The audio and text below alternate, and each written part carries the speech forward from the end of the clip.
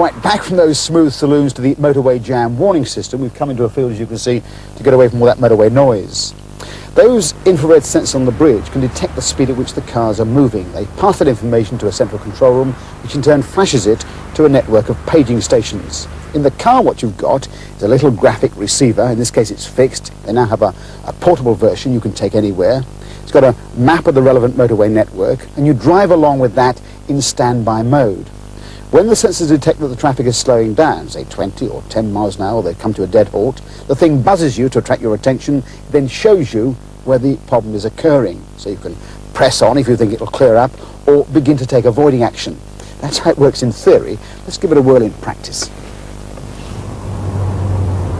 Well, I'm heading north on the M11, ready to turn west on the M25 towards Heathrow. I've got the system on standby.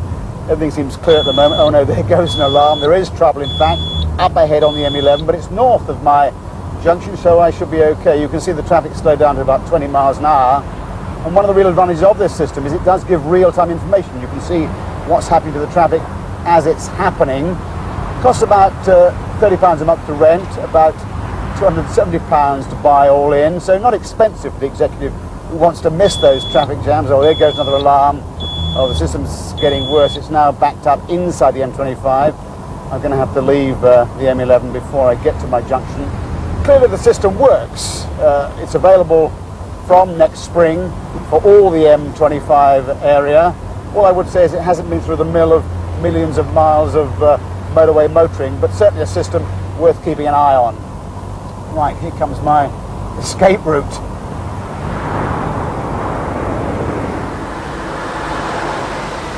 Well, time for a drop of petrol, unleaded of course. Now this time last year the sales of unleaded were only about 1% of the total, although there was a lot of interest.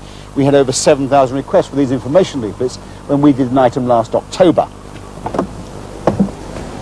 Since then sales have soared to 25%, but there they seem to have levelled off, much to the dismay of the oil companies who've really geared themselves up. Now the problem seems to be confusion rather than unwillingness, because a recent survey by the RSC showed that 6 out of 10 motorists still weren't sure whether their car could use unleaded or not. Ironically, the situation hasn't been helped by the introduction of high-octane unleaded petrol. BP was first with the introduction of SUPetrol, as we showed last spring. So Tom Boswell's been taking another look at the mysteries of going green. Once upon a time there used to be 2-star, 3-star and 4-star petrol, varying octane ratings for varying power outputs. 3-star dropped out, and in the last year 2-star has been largely replaced by unleaded. Now unleaded is not equivalent to 4-star, so to switch to it some cars need their timing adjusted, and that might have meant a loss of power and fuel economy. But have motorists noticed the difference? There's no difference in the performance. I think so at the start.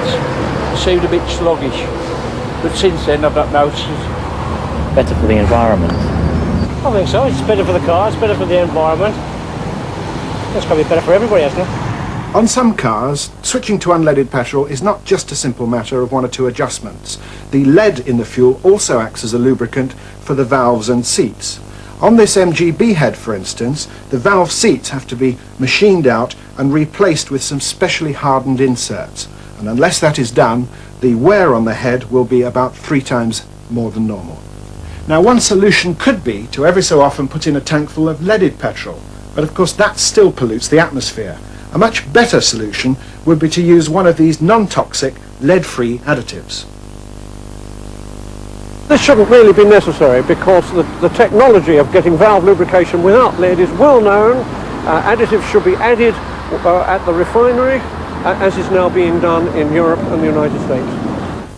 If motorists in Britain could buy unleaded petrol with those sort of additives now, then a lot of confusion would be saved and maybe a lot of money. I, for one, would have been saved over £200 having the head on this engine and the timing modified. But some cars, like most Jaguars for instance, can't be adjusted to take 95 octane unleaded fuel. They need a full 98 octane. Oil companies know how to make high-octane unleaded petrol, incorporating valve lubricants that would be suitable for all cars now on the road without any adjustment. They would run more economically and more cleanly for the environment. In fact, Amoco have been selling a full range of unleaded petrols in the USA for 60 years, until recently using the slogan, the only one certified lead-free. So why haven't the oil companies done it here? And why didn't they sell the high-octane super unleaded to start with anyway? With a 10p tax advantage, it still sells for 2p less than the 4-star leaded. The costs of making high-octane unleaded petrol have been grossly exaggerated. At the most 3p a gallon, probably much less than that. And the motorist would save at least that amount, as shown by studies in the United States, because of reduced motoring costs.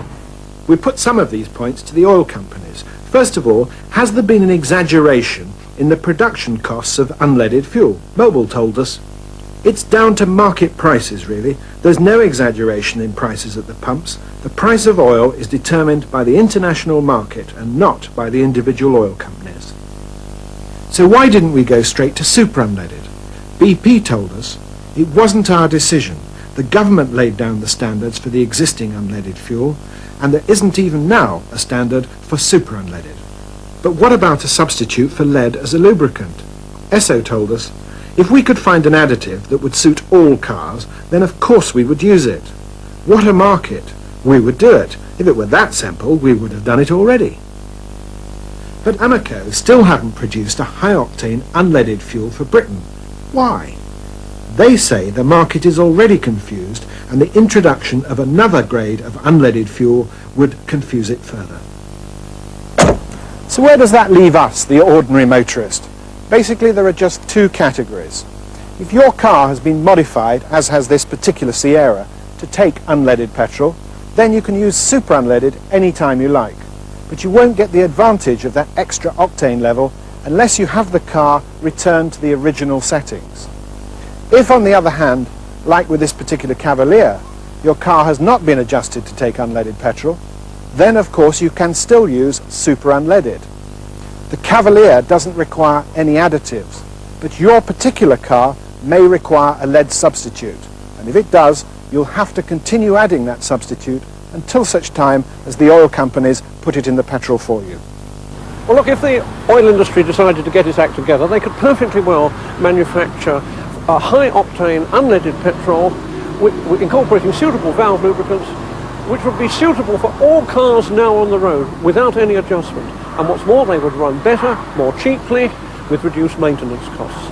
And that means that we could then put a padlock on all the leaded pumps. They'd no longer be necessary. Quite obsolete. And if you're still in doubt, then you should ask your dealer about your particular car. Meanwhile, we'd like to hear from you about your experiences with or without unleaded petrol, why you haven't changed over, why you have, the effect it's had on your motoring. I'll give you the address later on.